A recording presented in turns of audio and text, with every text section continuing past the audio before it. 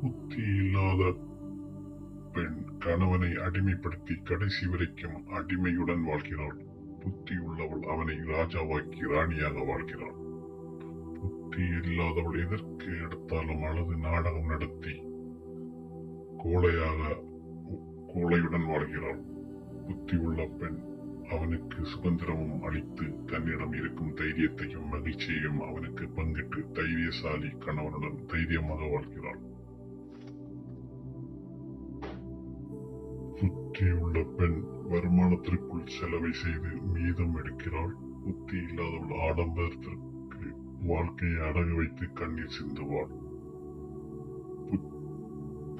புத்தி இல்லாத பெண் என் வீட்டில் நான் ராணியாக இருந்தேன் என்று சொல்லி அழுது தன் வாழ்க்கையை முடித்துக் கொள்வாள். உங்களுக்கு அம்மா பிடிக்கும் என்றால் ஆல் ஐ லவ் யூ அம்மான்னு சொல்லுங்கள்.